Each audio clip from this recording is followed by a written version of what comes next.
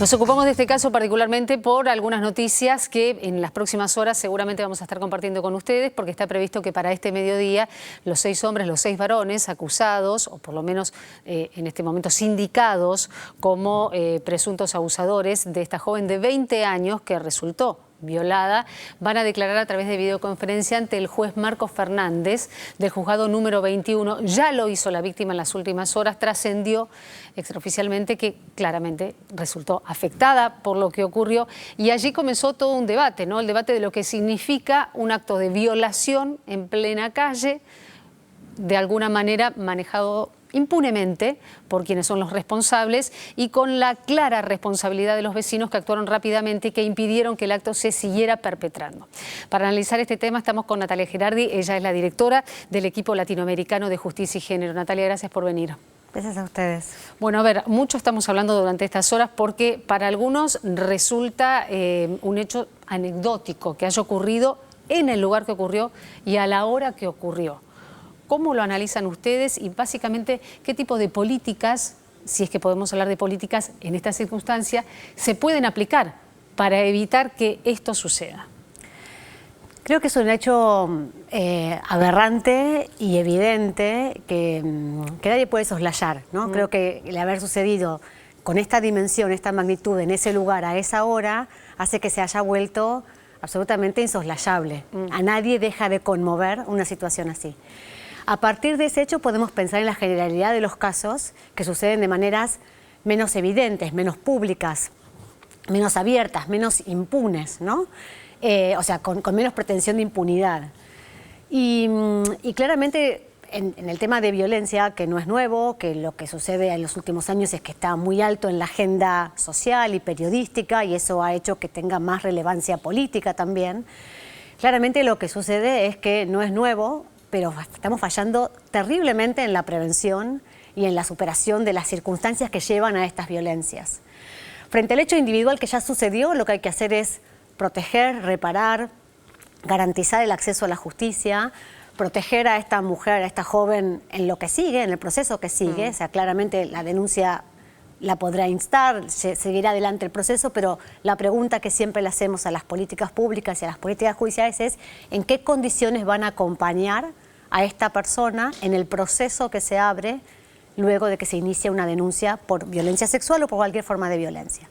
Ese es el lugar de las políticas públicas y de la articulación entre el Poder Judicial y los estados, nacional, provincial, municipales, de la Ciudad de Buenos Aires en este caso. Ahora, este es un caso muy extremo, ¿no? Por ese motivo también, porque aparte como ocurrió, la impunidad con la que se manejaron, esa impunidad tiene que ver con algo cultural que con lo que convivimos todos los días. Digo, ¿cuántas microviolencias cotidianas hacen que en un momento explote una situación de este tipo y nos ponga frente a por qué tenemos que soportar calificaciones permanentes de si soy alta, petiza, si tengo cola o no, o si tengo gusto o no?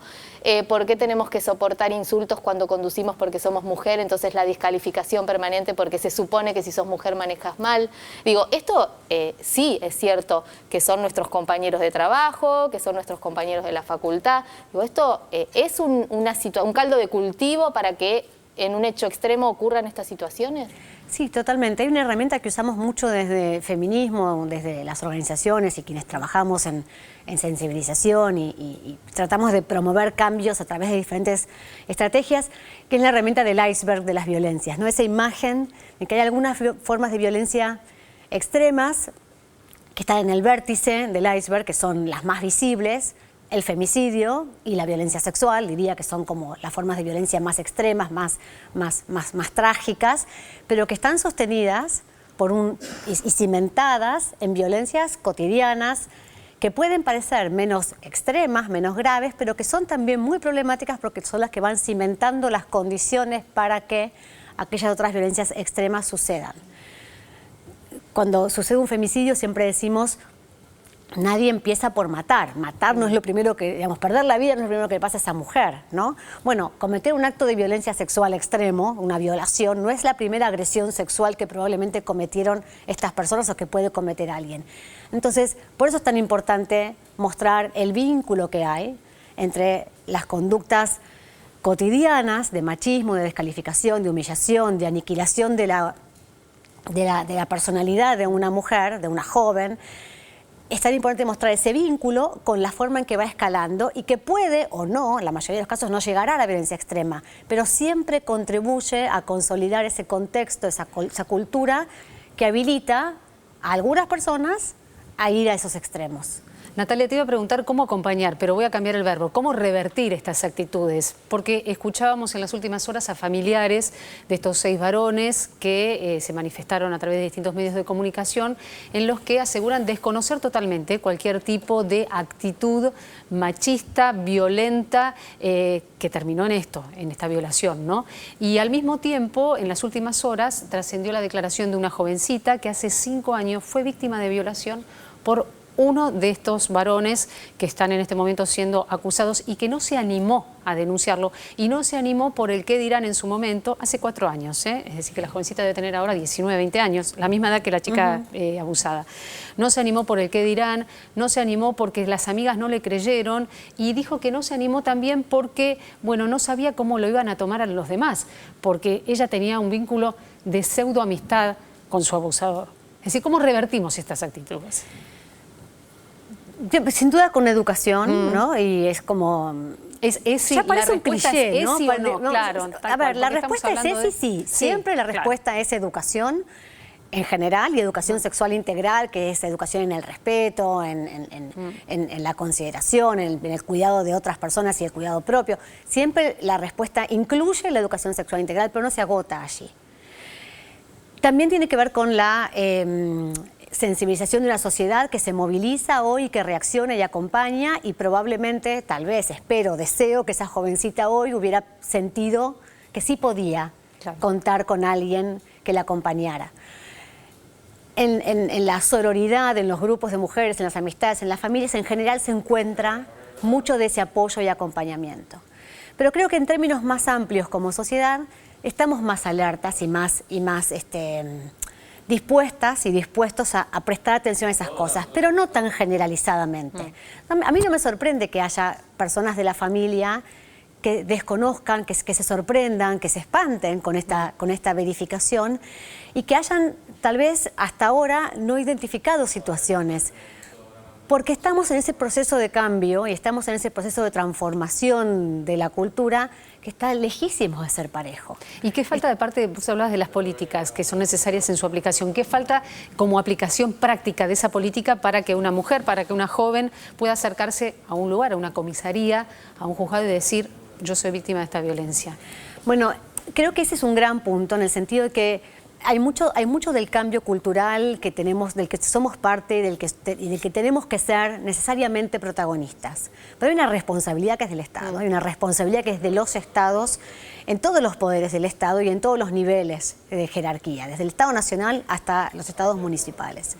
Y esas políticas públicas de acompañamiento, de información constante, de acceso a la justicia, de acompañamiento a través de programas sostenidos, difundidos, financiados, monitoreados, transparentes, eso es una enorme deuda. Y lo digo para todos los niveles de gobierno, ¿no? Y las gestiones anteriores y las que sigan. Creo que ahí todavía falta la jerarquización de la política, la transversalización de la política, más allá de las consignas, ¿no? Más allá del convencimiento muy genuino de muchas personas, está claro en actitudes y en verificación de actos concretos dentro de personas con responsabilidad en los estados hoy, que eso no está tan garantizado. Ahora también hay algo que nos pasa, y creo que nos pasa a todas, esto de que vivimos en una sociedad lamentablemente en la que la mayoría de las mujeres tenemos miedo, si estamos solas, si volvemos en un taxi o en un remis, si es de noche, si salimos de madrugada muy temprano y está oscuro. Digo, también ocurre que creemos que esta amenaza está presente. Ahora, al mismo tiempo, la mayoría de nosotros no cree que en nuestro entorno haya un violador o un abusador, digo, que sea, como dijo la ministra, nuestro hermano, nuestro marido, nuestro amigo, nuestro compañero de trabajo. Digo, ahí hay algo también, ¿no?, para analizar, para profundizar. Sí, creo que tenemos la confirmación de que hay ciertos temores que no podemos superar, ¿no? Y lo sabemos las más grandes y lamentablemente lo aprenden y lo transmitimos a las más jóvenes. Claro. y no por generar desigualdades entre nuestros hijos y nuestras hijas, pero hay temores distintos respecto Exacto. de unos y de otras. Temores como madre que tengo distintos sobre lo que será de mi hijo y lo que hará mi hijo y de lo que será de mi hija y hará mi hija, ¿no? Ahora, al mismo tiempo, es importante mirarnos críticamente hacia adentro. Y esto pasa respecto, salgamos de la violencia sexual que tal vez nos resulta tan horrorosa que es mucho más difícil sentir que puede ser cercana. Pero veámoslo respecto de otras violencias y por eso también es importante mirar los temas en su contexto más amplio. Reflexionar acerca de qué significa erradicar las violencias, transformar la cultura hacia una cultura más igualitaria, implica necesariamente reflexionar internamente y mirarnos críticamente hacia adentro e identificar, aún en nosotras mismas, permisos, formas en que toleramos ciertas cosas, que dejamos pasar ciertas cosas, y ahí entra también el terreno de las percepciones, ¿no? Hay cosas que yo puedo percibir de una manera y otra persona percibe de otra, pero en la medida que construyamos esos cambios solidariamente, en sociedad, con las personas adentro, siendo todas protagonistas, con distintas responsabilidades, pero todas protagonistas de esos cambios, bueno, iremos transitando ese camino. Creo que sin duda es un camino de largo plazo, ¿no? O sea, es una transformación de largo aliento y en el medio hay muchas responsabilidades que ir cumpliendo con más fortaleza.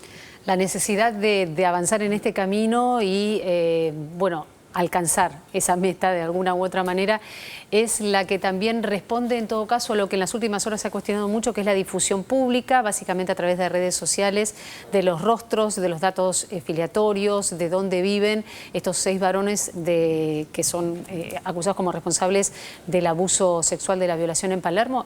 ¿Cómo interpretás eso? Porque hubo voces a favor, voces en contra, y lo cierto es que las 6 caras de estos jóvenes, en algunos casos con sus ojos tapados, a través de, bueno, de un Sí. recurso, digamos, fotográfico, aparecieron. Y hay personas que dicen, mujeres y hombres, está bien que se conozca su cara, está bien que se conozca dónde viven, está bien que se conozca su identidad, y otras personas que dicen, bueno, atención porque también hay un tema jurídico, ¿no?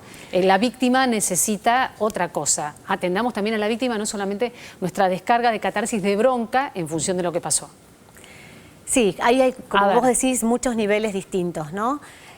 Una cosa es la investigación judicial y creo que la responsabilidad del Estado, y salió creo que ayer una serie de información de la Fiscalía, del Ministerio Público Fiscal, explicando las razones por qué era importante preservar cierta información y ciertas imágenes para no entorpecer la investigación judicial. Entonces, es importante garantizar la justicia y para eso hay que tratar de no entorpecer el proceso judicial, que necesariamente tiene que ser mucho más veloz de lo que es habitualmente. Entonces ahí tenemos un primer punto, revisar cómo responde el Poder Judicial frente a estos casos. Y cuando hablamos de reformas judiciales y de la preocupación sobre la justicia, para los casos de violencia los casos de violencia por razones de género, no es la justicia federal la que nos preocupa, es la justicia ordinaria y local de la nación, con asiento de la Ciudad de Buenos Aires y de cada una de las provincias. Entonces la celeridad para la respuesta, para llevar adelante los procesos